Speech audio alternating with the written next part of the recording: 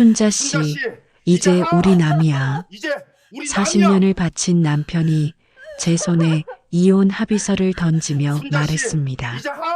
결국 남편은 제게 독이 든 꿀차를 건넸습니다. 아니, 정확히 말하자면 40년을 함께 산 그 사람은 이미 제 남편이 아니었던 겁니다.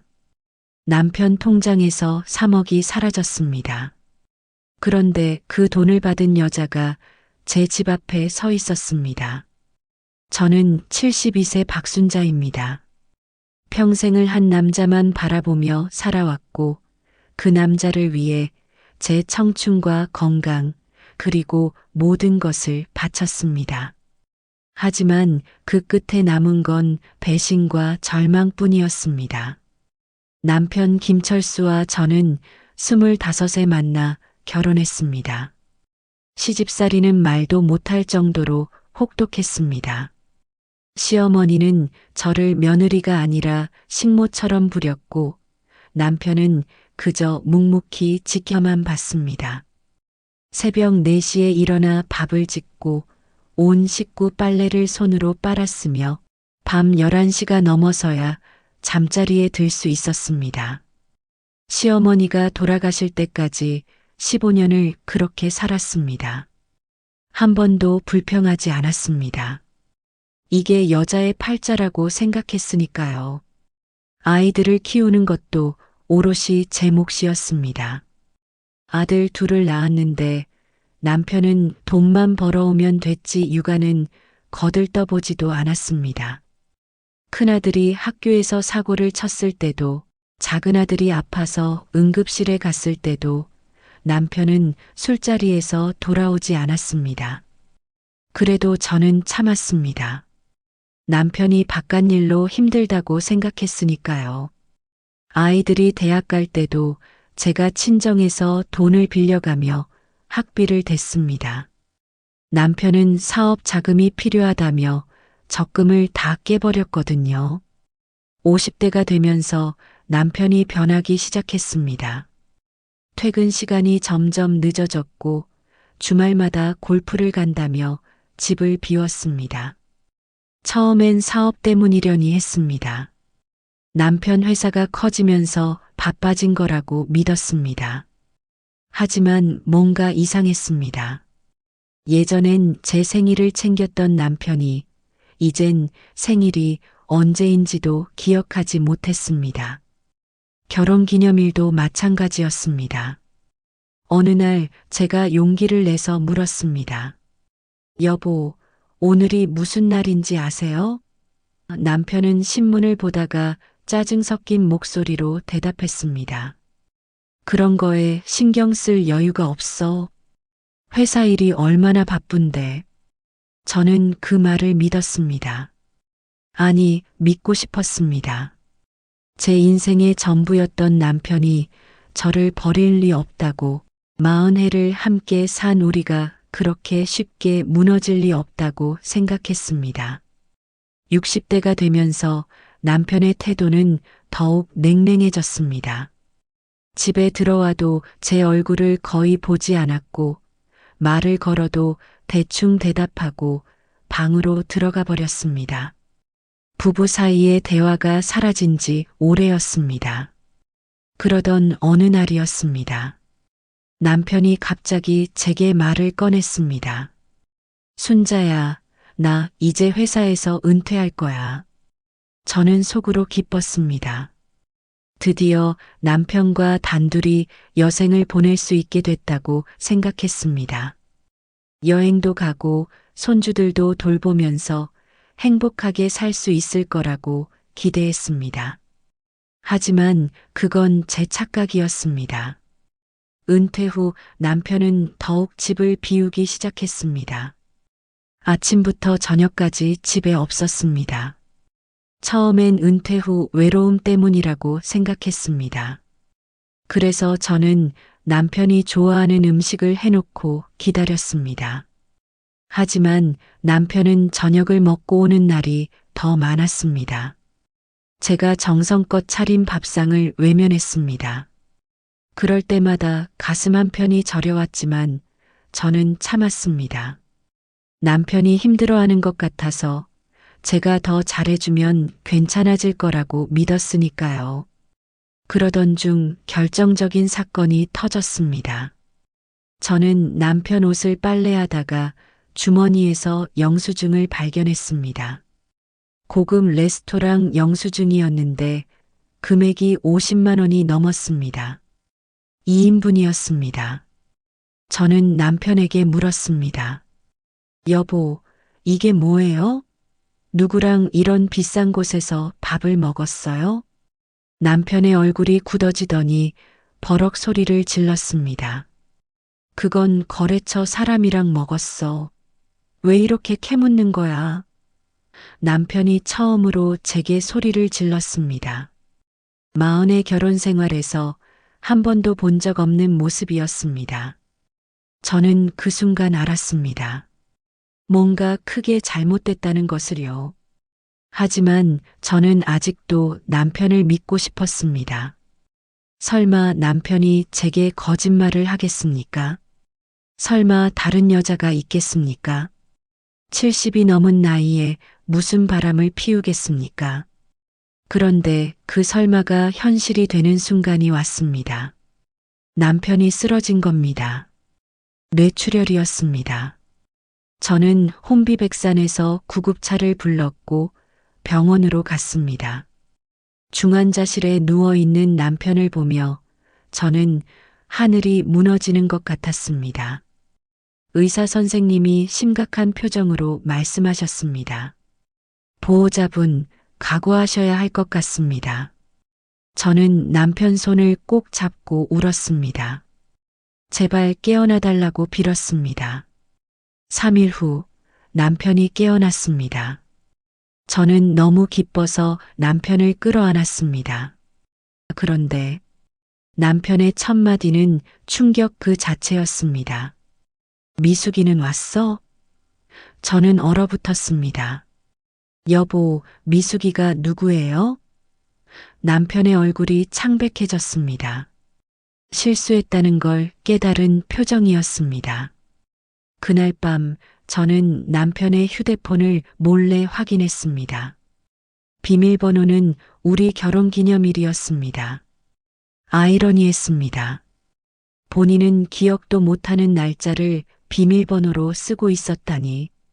휴대폰을 열자마자 제 눈에 들어온 건 미숙이라는 이름이었습니다. 메시지를 열어봤습니다. 심장이 멎는 줄 알았습니다. 여보 빨리 나와서 우리 집으로 와요. 병원비 걱정 마요. 우리 재산 있잖아요. 빨리 퇴원해서 우리 여행 가요라는 문자들이 가득했습니다. 저는 그 자리에서 주저앉고 말았습니다. 40년이 무너지는 소리가 들렸습니다.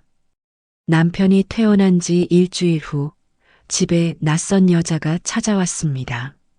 나이는 60대 초반쯤 돼 보였고 화장을 진하게 하고 있었으며 명품 가방을 들고 있었습니다. 현관 앞에 선 그 여자가 웃으며 말했습니다. 안녕하세요. 저 정미숙이라고 합니다. 철수 씨 계시죠? 저는 그 순간 온몸이 얼어붙었습니다. 바로 그 여자였습니다. 남편의 휴대폰에서 봤던 미숙이. 그런데 대체 어떤 배짱으로 제 집 앞까지 찾아온 겁니까? 저는 떨리는 목소리로 물었습니다. 누구신데 남의 집에 이렇게 찾아오시는 겁니까? 그 여자는 오히려 당당한 표정으로 대답했습니다. 제가 철수 씨 애인이에요. 3년째 만나고 있고요. 머리를 망치로 얻어맞은 것 같았습니다. 3년? 3년이나 남편이 바람을 피웠다는 겁니까? 그동안 저는 남편을 믿으며 밤마다 기다렸는데 남편은 저 여자와 함께 있었던 겁니다. 다리에 힘이 풀려 현관문을 붙잡았습니다. 그때 뒤에서 남편의 목소리가 들렸습니다. 미수가 왔구나. 남편이 환한 얼굴로 그 여자를 맞이했습니다. 마치 제가 투명인간이라도 된 것처럼 저를 거들떠보지도 않았습니다. 저는 남편의 팔을 붙잡고 물었습니다. 여보, 이게 대체 무슨 일이에요? 남편은 제 손을 뿌리치며 차갑게 말했습니다. 순자 씨, 이제 우리 정리합시다. 더 이상 같이 살 수 없어요. 순자 씨? 남편이 저를 순자 씨라고 불렀습니다. 40년 동안 한 번도 들어본 적 없는 호칭이었습니다. 가슴이 찢어지는 것 같았습니다. 여보, 정신 차리세요. 저예요. 40년을 같이 산 당신 아내라고요. 남편은 고개를 돌린 채 대답조차 하지 않았습니다. 대신 그 정미숙이라는 여자가 비웃듯이 말했습니다. 아주머니, 이제 철수 씨는 제 남자예요. 포기하세요. 저는 그 여자에게 달려들고 싶었지만 참았습니다. 남은 이성으로 겨우 참았습니다. 그날 저녁 남편은 서류 한 장을 제 앞에 던졌습니다. 이혼 합의서였습니다. 남편은 담담한 목소리로 말했습니다. 여기 서명하세요. 빨리 끝내고 싶습니다. 저는 서류를 집어 던지며 소리쳤습니다. 안 돼요. 절대 안 돼. 당신 정신 나갔어요? 남편의 눈빛이 차갑게 식었습니다. 그럼 재판으로 갈 수밖에 없겠네요. 그게 더 힘들 텐데. 그날부터 지옥이 시작됐습니다. 남편은 집에서 나가 따로 살기 시작했습니다. 정미숙의 집으로 들어간 겁니다. 저는 매일 밤 울면서 남편에게 전화를 걸었지만 남편은 전화를 받지 않았습니다. 문자를 보내도 익십만 할 뿐이었습니다. 그러던 어느 날 아들들에게서 연락이 왔습니다. 엄마, 아버지한테 무슨 일 있어요? 갑자기 이혼한다고 하시는데? 저는 아들들에게 모든 걸 말했습니다. 남편의 외도, 그 여자의 등장, 이혼 요구까지. 하지만 큰아들의 반응은 의외였습니다.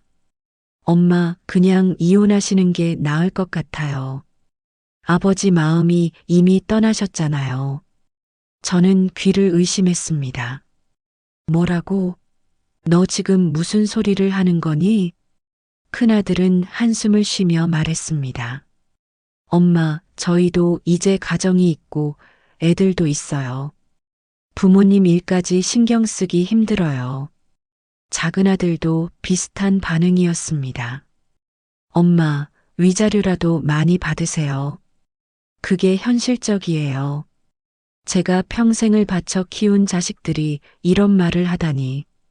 저는 전화를 끊고 하염없이 울었습니다.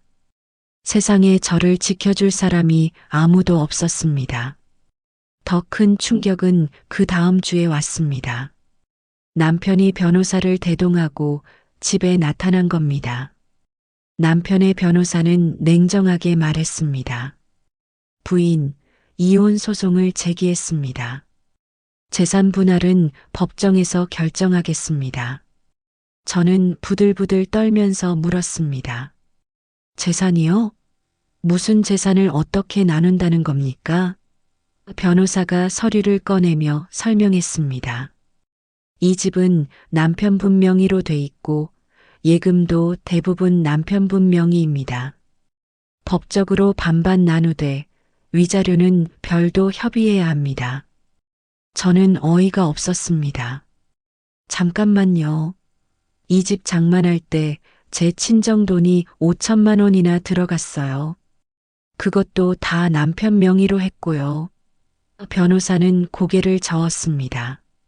증거가 있습니까? 서류상 증명이 안 되면 인정받기 어렵습니다. 증거?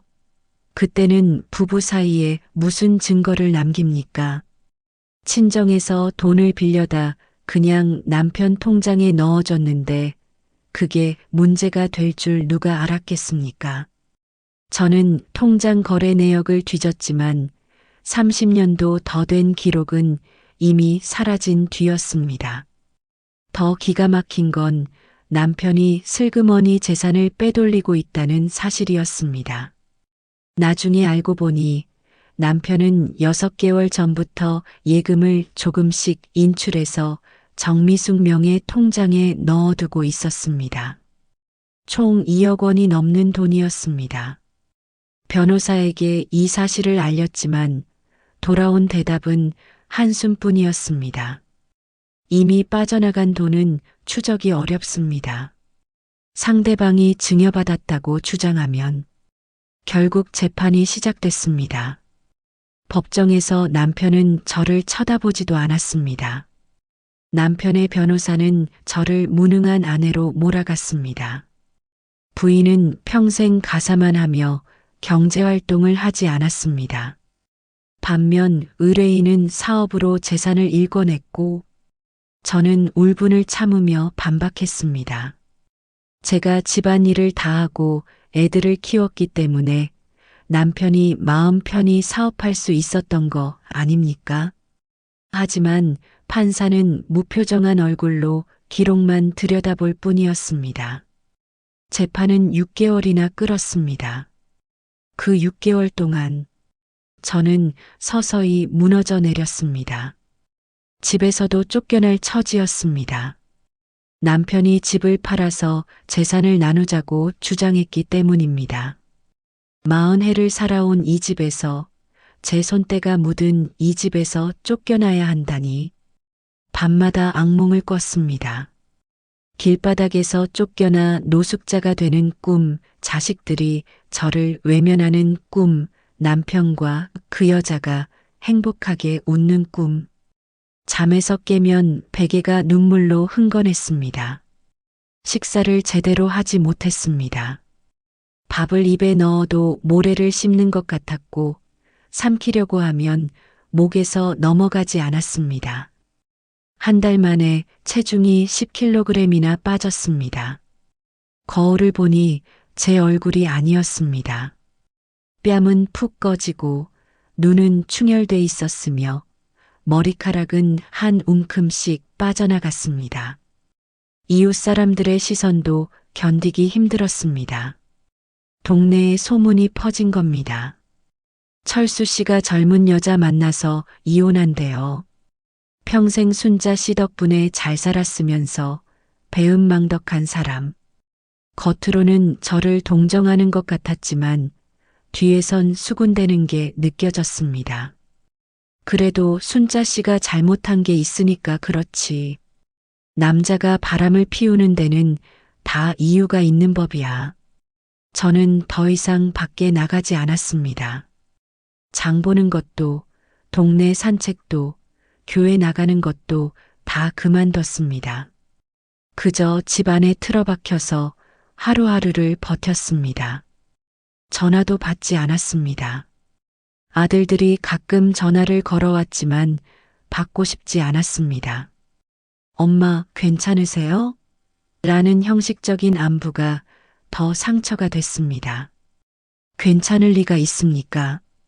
제 인생이 무너지고 있는데 40해가 허공으로 사라지고 있는데 어떻게 괜찮겠습니까?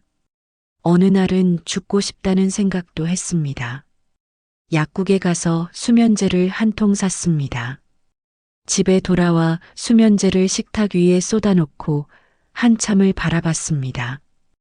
이걸 다 먹으면 편해질까? 이 고통에서 벗어날 수 있을까? 손이 떨렸습니다. 수면제를 집어들었습니다. 입에 넣으려는 순간 눈앞에 어린 아들들의 얼굴이 떠올랐습니다. 제 젖을 먹고 제 품에 안겨 잠들던 그 작은 아기들. 저를 엄마라고 처음 불렀을 때의 그 목소리. 손에서 수면제가 떨어졌습니다. 저는 식탁에 엎드려 울었습니다. 죽을 수도 살 수도 없는 지옥이었습니다. 재판은 점점 불리하게 흘러갔습니다. 남편 측 변호사는 치밀하게 준비해온 반면 제가 선임한 변호사는 무능했습니다. 아니, 솔직히 말하자면 저는 변호사 선임할 돈도 제대로 없었습니다.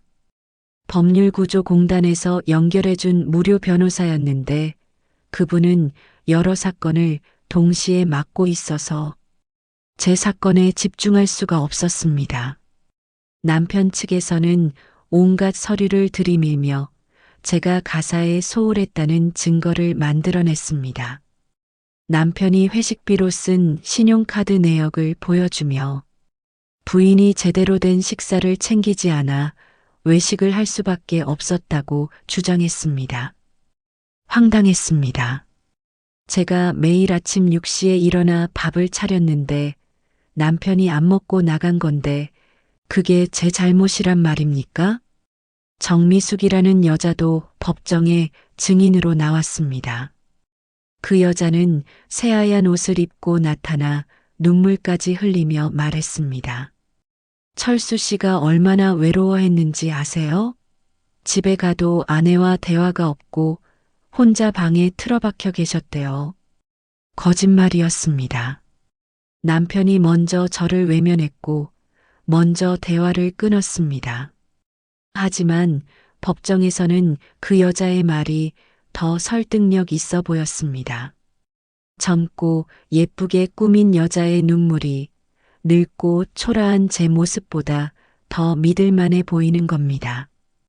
재판이 끝나고 집으로 돌아오는 길, 저는 다리 위에 섰습니다. 난간 너머로 강물이 보였습니다. 검고 차가워 보이는 물. 저기에 몸을 던지면 모든 게 끝날까? 이 고통, 이 치욕, 이 분노가 다 사라질까? 한 발짝 난간에 다가갔습니다. 그때였습니다.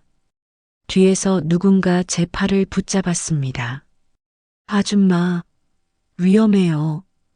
돌아보니 젊은 여자였습니다. 놀란 얼굴로 저를 바라보고 있었습니다.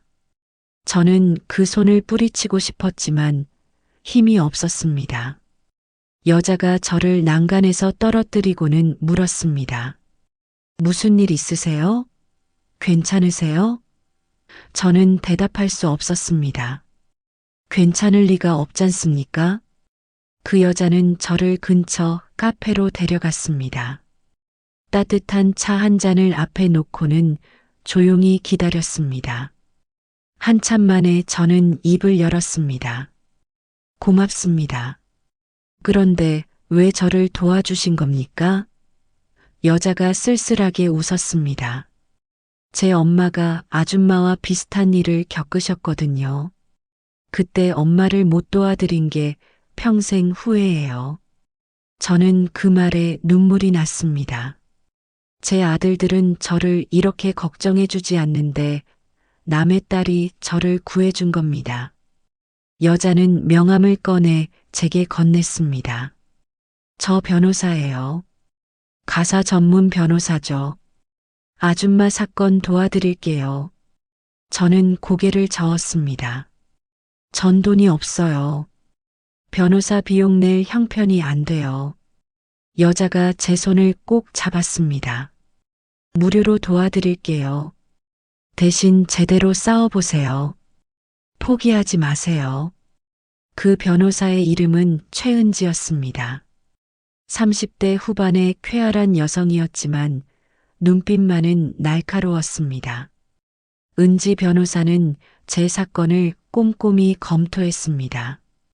재판 기록, 남편과 주고받은 문자 메시지, 통장 거래 내역까지 하나하나 살펴봤습니다. 며칠 후 은지 변호사가 심각한 표정으로 말했습니다. 아주머니, 이 사건은 단순한 이혼 사건이 아니에요. 남편분과 정미숙 씨가 치밀하게 계획한 재산 탈취예요. 저는 고개를 끄덕였습니다. 그럴 거라고 생각은 했지만 전문가의 입에서 나오니 더 확실해졌습니다. 은지 변호사가 서류를 펼쳐 보이며 설명했습니다. 보세요. 남편분이 6개월 전부터 조금씩 돈을 빼돌렸어요. 한 번에 많은 금액을 인출하면 의심받으니까 매달 200만 원에서 300만 원씩 나눠서 빼낸 거죠. 제가 물었습니다. 그럼 그 돈을 찾을 수 있나요? 은지 변호사가 고개를 저었습니다. 이미 정미숙 씨 명의로 옮겨진 돈은 찾기 어려워요. 하지만 다른 방법이 있어요.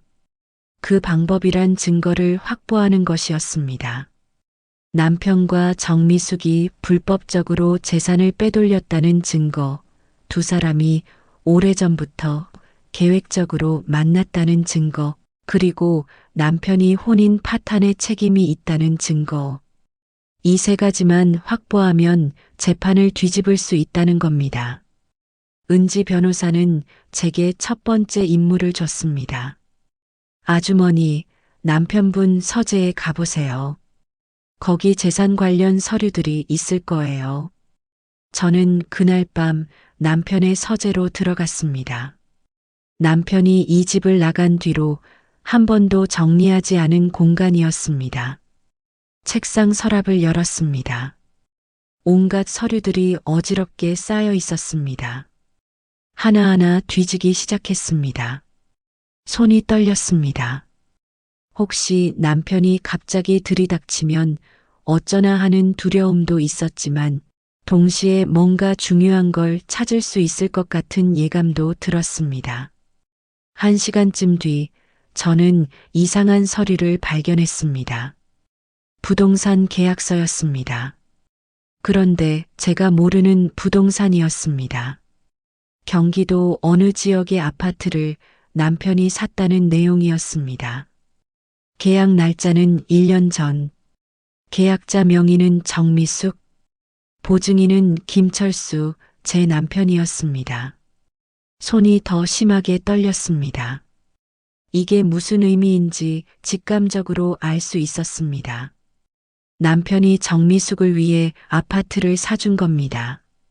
저와 이혼하기 1년 전부터 이미 그 여자와의 미래를 준비하고 있었던 겁니다. 서류를 휴대폰으로 사진 찍었습니다.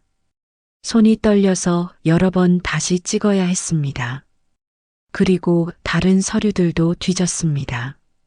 더 놀라운 것들이 나왔습니다. 남편과 정미숙이 함께 찍은 사진들, 제주도 여행, 일본 여행, 심지어 유럽 여행까지 사진마다 날짜가 찍혀 있었습니다.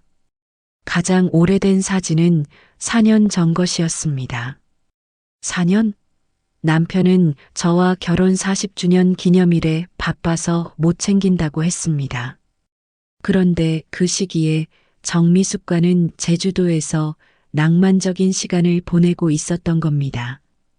분노가 치밀어 올랐습니다. 사진을 찢어버리고 싶었지만 참았습니다. 이건 증거입니다. 제가 이기기 위해 필요한 증거라고 스스로를 다독였습니다. 모든 사진을 휴대폰에 담았습니다. 다음 날 아침 은지 변호사에게 자료를 전달했습니다. 은지 변호사의 눈이 반짝였습니다. 이거예요. 이게 바로 우리에게 필요한 증거예요. 하지만 이것만으로는 부족하다고 했습니다. 더 결정적인 증거가 필요하다는 겁니다. 은지 변호사가 제안했습니다.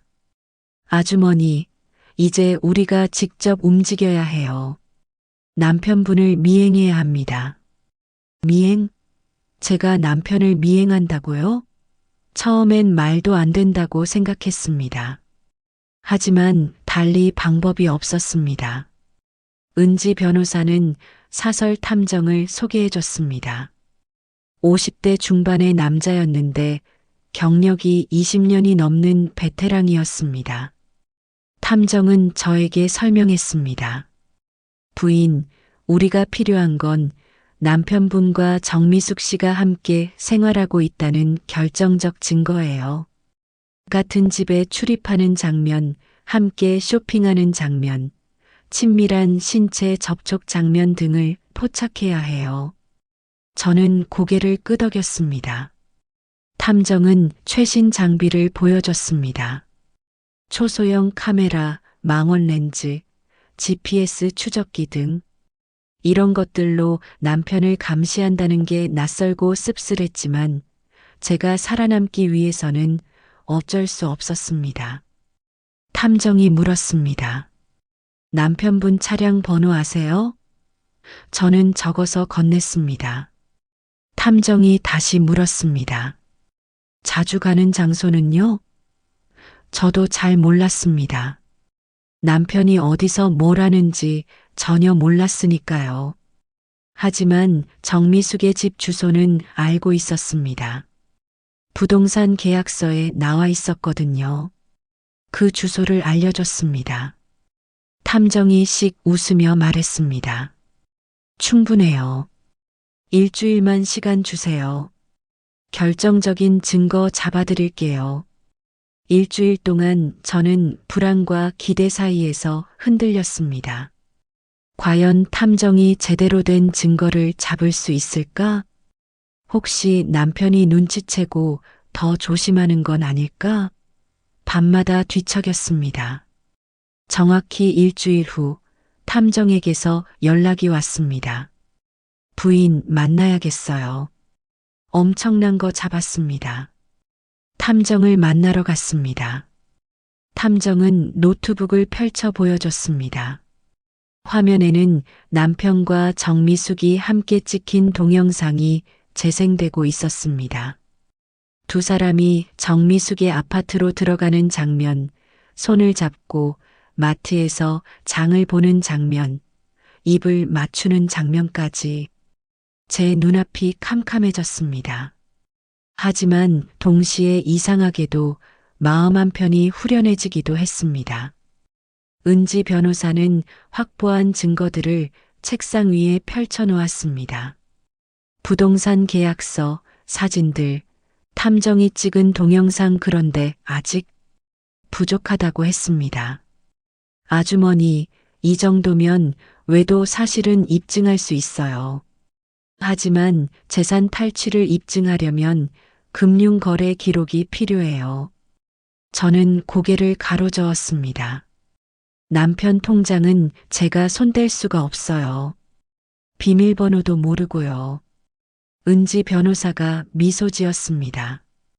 법원에 금융거래정보 조회를 신청하면 돼요. 소송 중이니까 가능합니다. 며칠 후 법원 명령으로 남편의 금융거래 내역이 나왔습니다. 그 내역을 보는 순간 저는 숨이 막혔습니다. 지난 3년간 남편이 정미숙에게 송금한 돈이 총 3억 원이 넘었습니다. 생활비 명목으로 매달 200만 원씩, 명절 때마다 500만 원씩, 생일 선물로 1000만 원씩. 그동안 저는 생활비가 부족하다고 하면 남편이 요즘 경기가 안 좋아라며 200만 원도 제대로 안 줬습니다. 그런데 정미숙에게는 물 쓰듯 돈을 퍼부었던 겁니다. 더 충격적인 건 남편이 정미숙 명의로 보험을 들어줬다는 사실이었습니다. 수익자는 정미숙, 사망보험금 5억 원짜리 종신보험이었습니다. 은지 변호사가 설명했습니다. 이건 명백한 재산 은닉이에요. 이혼 전에 재산을 배우자가 아닌 제3자에게 몰아주는 거죠. 저는 분노로 온몸이 떨렸습니다. 제가 허리 아프다고 하면 그까짓 거로 병원 가냐고 하던 남편이 정미숙을 위해서는 5억짜리 보험을 들어줬다니. 은지 변호사는 이 증거를 가지고 추가 소송을 준비하기 시작했습니다. 사회행위 취소 소송이라는 거였습니다. 남편이 이혼을 앞두고 고의로 재산을 빼돌렸으니 그 행위를 법적으로 취소할 수 있어요. 정미숙에게 간 돈을 다시 환수하는 거죠. 저는 희망이 생겼습니다. 드디어 싸워볼 만한 무기가 생긴 겁니다. 하지만 은지 변호사는 조심스럽게 말했습니다. 아주머니, 여기서 멈추면 안 돼요. 상대방도 가만히 있지 않을 거예요. 과연 그 말이 맞았습니다. 일주일 후 남편 측 변호사에게서 연락이 왔습니다. 협상을 하자는 제안이었습니다. 처음으로 남편 측에서 먼저 손을 내민 겁니다. 은지 변호사와 함께 남편 측 변호사 사무실로 갔습니다. 남편도 거기 와 있었습니다. 남편은 여전히 제 얼굴을 똑바로 보지 못했습니다. 남편 측 변호사가 서류를 내밀었습니다. 합의서입니다. 재산의 40%를 드리겠습니다. 그리고 위자료 5천만 원 추가하고요. 은지 변호사가 서류를 찢어버렸습니다. 제 옆에서 단호하게 말했습니다. 농담하시나요? 법적으로 50%가 최소고요. 위자료는 최소 2억은 받아야죠. 남편 측 변호사의 얼굴이 굳었습니다. 2억이요? 그건 너무 과한 요구 아닙니까? 은지 변호사가 서류 뭉치를 책상에 던졌습니다. 여기 증거들 보세요. 4년간의 외도, 3억 원의 재산 은닉, 계획적인 혼인 파탄. 2억도 적게 요구하는 겁니다. 남편의 얼굴이 창백해졌습니다. 협상은 결렬됐습니다. 우리는 사무실을 나왔습니다. 그날 밤 남편에게서 문자가 왔습니다. 순자 씨, 우리 조용히 끝냅시다. 법정까지 가면 서로 다 망가집니다. 저는 비웃었습니다. 이제 와서 조용히 끝내자고. 저를 속이고 배신하고 모욕한 사람이 이제 와서 체면을 지키고 싶다는 겁니까? 저는 답장을 보냈습니다. 천벌을 받으세요. 법정에서 뵙겠습니다. 그 다음 주부터 본격적인 증거 수집이 시작됐습니다. 은지 변호사는 제게 두 번째 임무를 줬습니다. 아주머니, 남편분의 친구들을 만나보세요. 혹시 외도에 대해 알고 있는 증인을 찾아야 해요. 저는 남편의 고등학교 동창이었던 박동민 씨를 찾아갔습니다. 동민 씨는 저를 보자마자 난처한 표정을 지었습니다. 재수 씨, 죄송합니다. 제가 말리려고 했어요. 저는 그 말에 확신했습니다. 박동민도 알고 있었던 겁니다. 동민 씨, 부탁이에요. 법정에서 증언해 주세요. 남편이 언제부터 정미숙을 만났는지, 주변 친구들이 알고 있었는지 증언해 주세요. 동민 씨는 한참을 망설이다가 고개를 끄덕였습니다. 알겠습니다. 철수가 잘못했어요.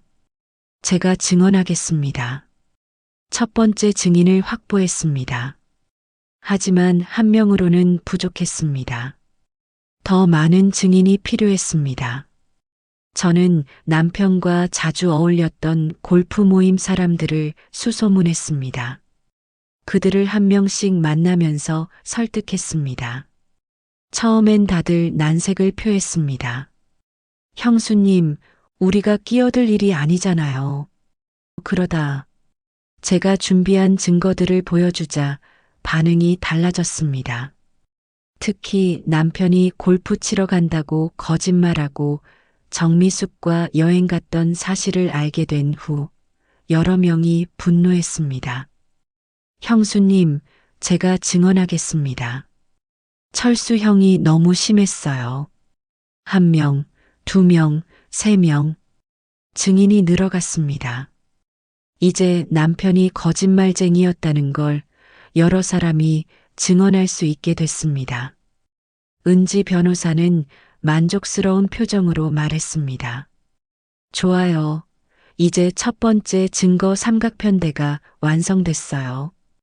금융거래 기록, 목격자 증언, 물적 증거. 이 세 가지로 외도 사실을 완벽하게 입증할 수 있어요. 저는 처음으로 웃을 수 있었습니다. 지난 몇 달간 지옥 같은 시간이었지만 드디어 빛이 보이기 시작했습니다. 하지만 은지 변호사가 경고했습니다. 아주머니, 방심하면 안 돼요. 상대방이 반격할 겁니다. 그 말이 예언처럼 들어맞았습니다.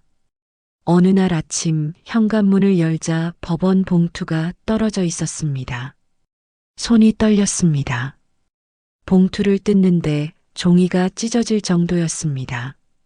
내용을 확인하는 순간 머리가 하얘졌습니다. 남편이 저를 고소한 겁니다. 혼인 중 재산 횡령 혐의로.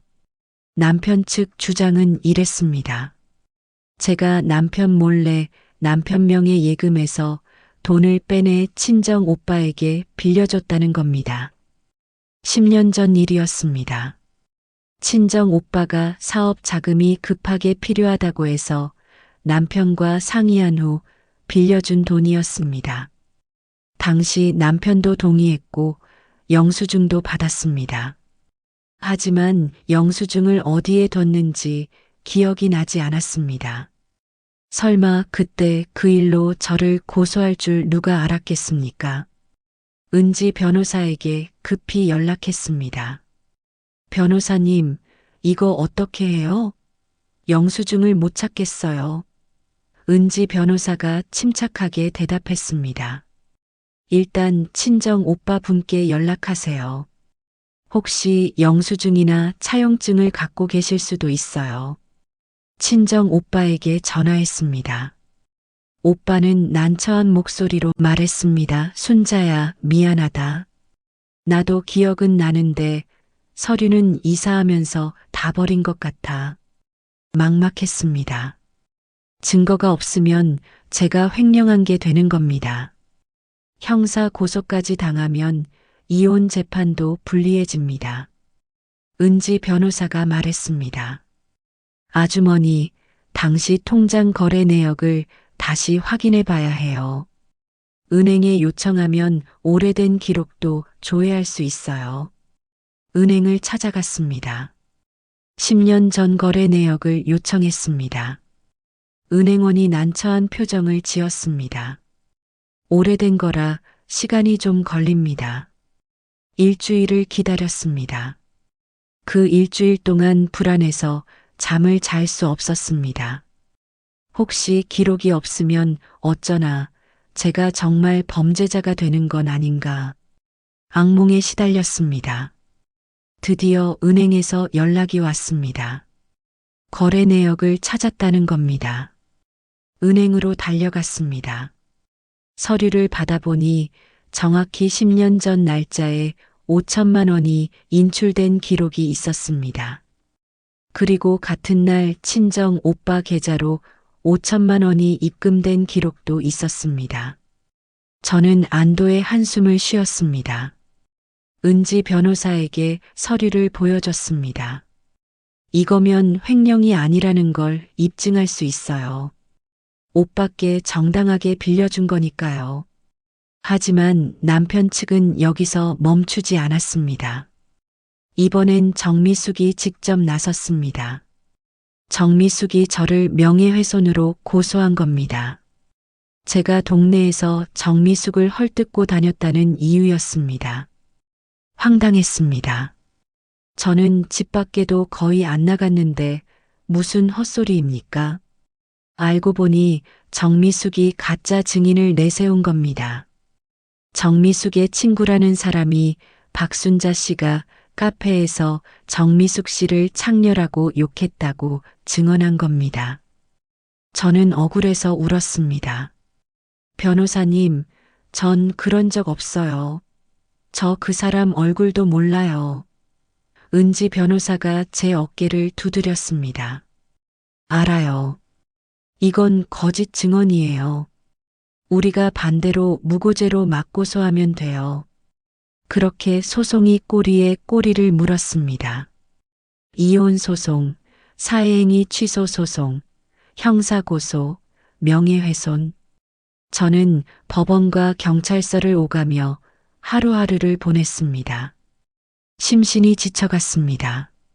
하지만 포기할 수 없었습니다. 여기서 포기하면 제가 지는 겁니다. 은지 변호사는 공격의 고삐를 늦추지 않았습니다.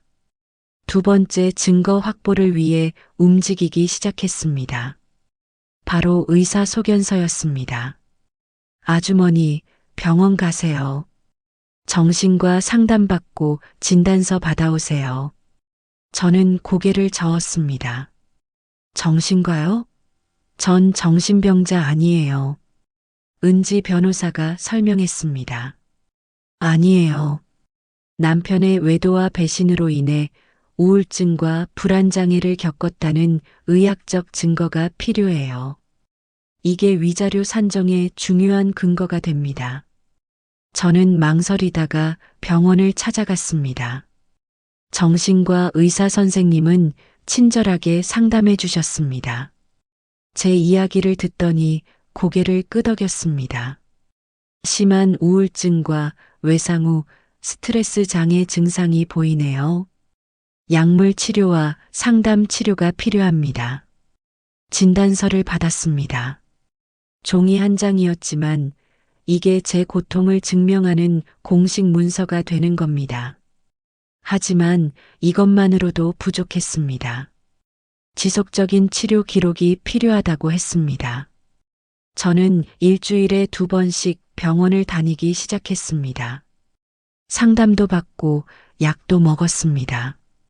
처음엔 약 먹는 게 창피했습니다. 제가 정신과 약을 먹는 신세가 됐다니. 하지만 시간이 지나면서 약이 도움이 되는 걸 느꼈습니다. 잠도 조금씩 오고 식욕도 조금씩 돌아왔습니다. 3개월간의 치료 기록이 쌓였습니다. 은지 변호사가 만족스러운 표정을 지었습니다. 좋아요. 이제 2번째 증거도 확보했어요. 의학적 소견으로 피해를 입증한 거죠. 이제 마지막 3번째 증거만 남았습니다. 가장 결정적이면서도 가장 구하기 어려운 증거. 바로 남편이 직접 작성한 문서였습니다. 은지 변호사가 설명했습니다.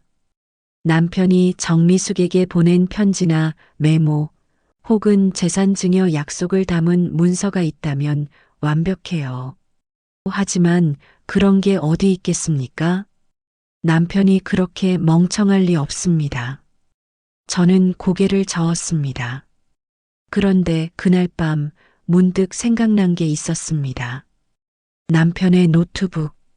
남편이 집을 나갈 때 가져가지 않은 오래된 노트북이 서재에 있었습니다. 혹시 거기에 뭔가 있지 않을까? 다음 날 아침 노트북을 켰습니다. 비밀번호를 몰라서 여러 번 시도했습니다. 결혼기념일, 남편 생일, 제 생일. 다 틀렸습니다. 마지막으로 정미숙의 생일을 입력했습니다. 노트북이 열렸습니다.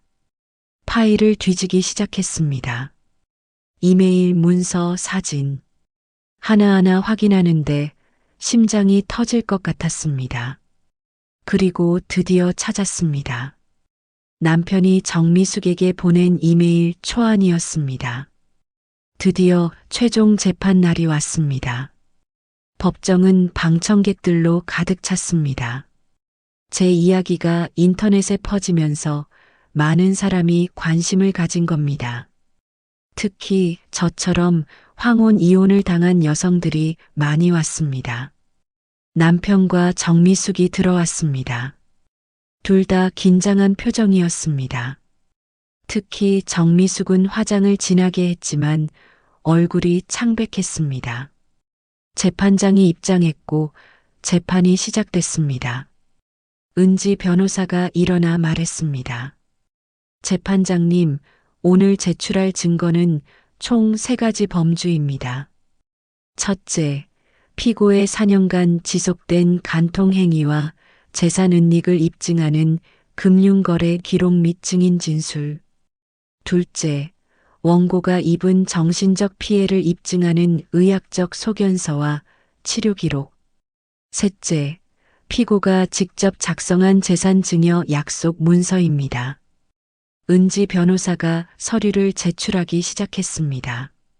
첫 번째로 금융거래 기록이 화면에 띄워졌습니다. 지난 4년간 남편이 정미숙에게 송금한 내역이 한눈에 보였습니다. 총액 3억 2천만 원. 방청석에서 탄식 소리가 들렸습니다. 남편의 얼굴이 붉어졌습니다. 남편 측 변호사가 반박했습니다. 재판장님, 이건 정당한 증여입니다. 불법이 아닙니다. 은지 변호사가 반박했습니다. 민법 제839조 2 제1항 배우자의 부정행위로 인한 위자료 청구권과 함께 민법 제406조 사회행위 취소권을 행사합니다. 피고는 이혼을 앞두고 고의로 재산을 은닉했습니다. 다음으로 증인 신문이 시작됐습니다. 남편의 친구 박동민 씨가 증인석에 섰습니다. 증인, 피고. 김철수 씨가 정미숙 씨와 언제부터 만났습니까? 동민 씨가 떨리는 목소리로 대답했습니다. 4년 전부터입니다. 철수가 저한테 자랑했어요. 젊은 여자 만났다고. 남편이 벌떡 일어났습니다. 박동민, 무슨 소리야? 재판장이 망치를 두드렸습니다. 피고는 조용히 하십시오. 동민 씨가 계속 증언했습니다. 철수가 골프 친다고 거짓말하고 정미숙 씨랑 여행 다녔어요. 우리 모임 친구들은 다 알고 있었습니다. 두 번째 증인이 들어왔습니다. 남편과 같은 회사 후배였습니다. 피고가 회식 자리에서 뭐라고 했습니까? 후배가 대답했습니다. 부장님이 술 드시고 말씀하셨어요. 마누라는 이제 필요 없다고, 젊은 여자랑 새 인생 살 거라고. 방청석이 술렁였습니다. 남편은 고개를 숙인 채 아무 말도 하지 못했습니다.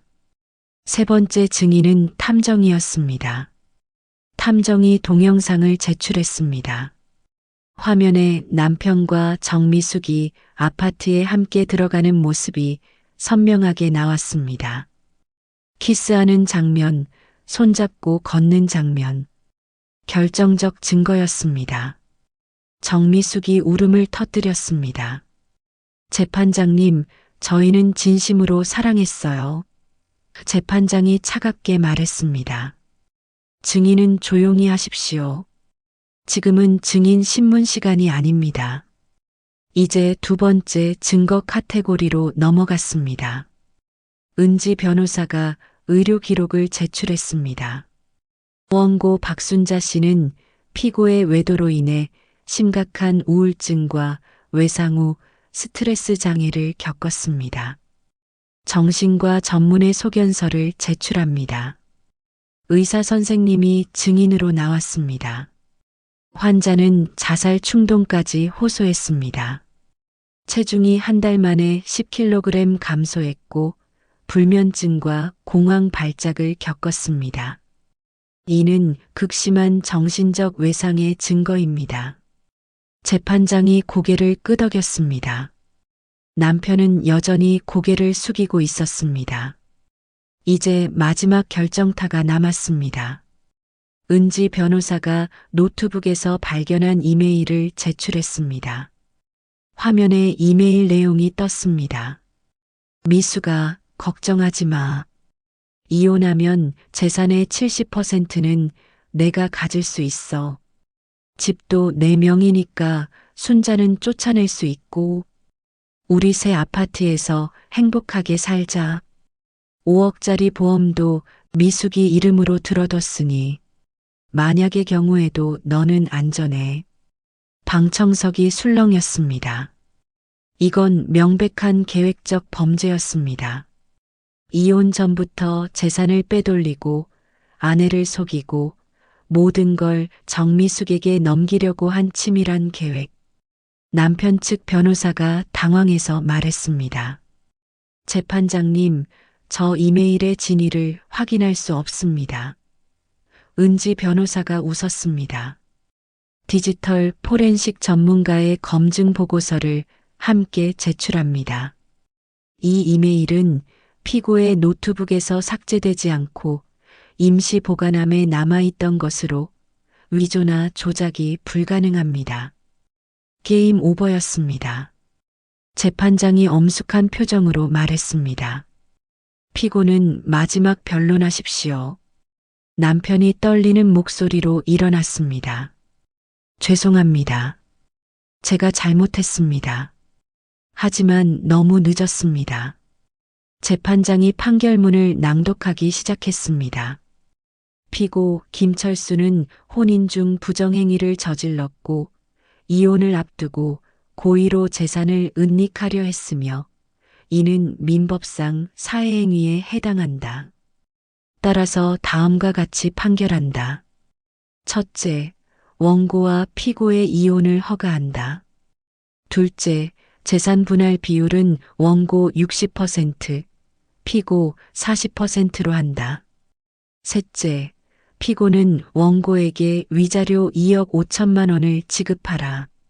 넷째, 피고가 정미숙에게 증여한 재산 3억 2천만 원은 사해행위로 인정, 환수 명령한다. 다섯째, 소송 비용은 피고가 부담한다. 방청석에서 박수가 터져 나왔습니다. 저는 그 자리에서 울음을 터뜨렸습니다. 기쁨의 눈물이었습니다.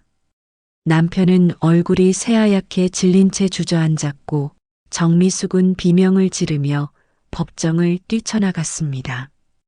재판이 끝나고 법정 밖으로 나왔습니다. 기자들이 몰려들었습니다. 소감 한 말씀 해주세요. 저는 카메라를 똑바로 보며 말했습니다. 침묵하지 마세요. 부당한 일을 당하면 끝까지 싸우세요. 천벌은 반드시 옵니다. 판결이 확정된 후 한 달 남편의 삶은 완전히 무너졌습니다. 먼저 정미숙이 남편을 떠났습니다.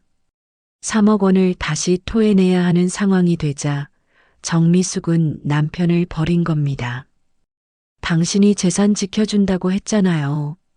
다 거짓말이었어. 정미숙은 그렇게 소리를 지르며 남편에게 이별을 통보했습니다. 사랑이라고 믿었던 관계가 결국 돈으로 맺어진 관계였다는 게 드러난 겁니다. 남편은 혼자가 됐습니다. 친구들도 하나둘 떠나갔습니다. 법정에서 거짓말한 게 알려지면서 동창회에서도 퇴출당했고 골프 모임에서도 쫓겨났습니다. 회사 후배들도 남편을 멀리했습니다. 배신자, 거짓말쟁이라는 낙인이 찍힌 겁니다. 아들들도 남편에게 등을 돌렸습니다. 큰아들이 남편을 찾아가 말했다고 합니다.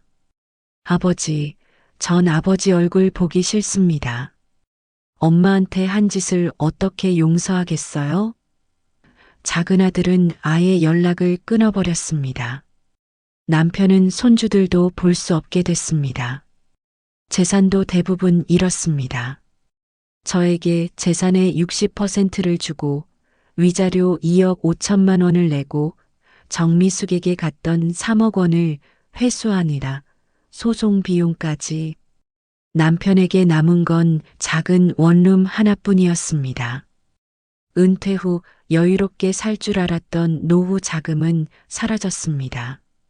누군가 남편이 편의점에서 아르바이트하는 걸 목격했다고 합니다. 70대 노인이 새벽 배송 정리를 하는 모습 촬영했다고 합니다. 하지만 저는 동정하지 않았습니다. 자업자득이니까요. 반면 저는 새로운 삶을 시작했습니다.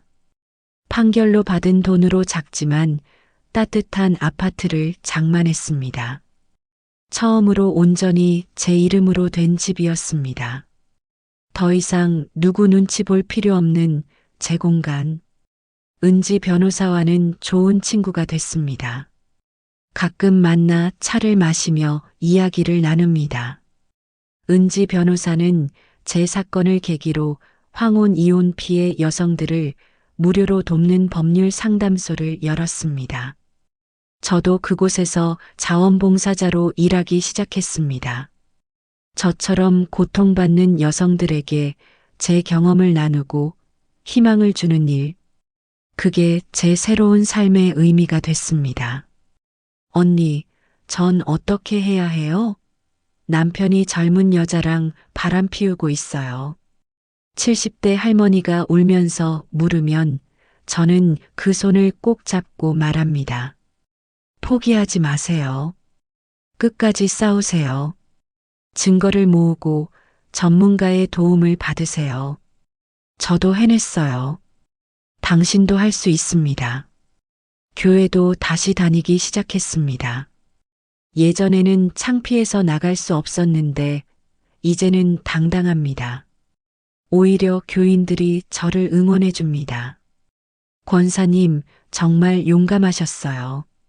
우리의 롤모델이에요. 친구들도 다시 생겼습니다. 비슷한 나이대의 여성들과 모임을 만들었습니다. 한 달에 한 번씩 만나 여행도 가고 맛있는 음식도 먹고 서로의 이야기를 나눕니다.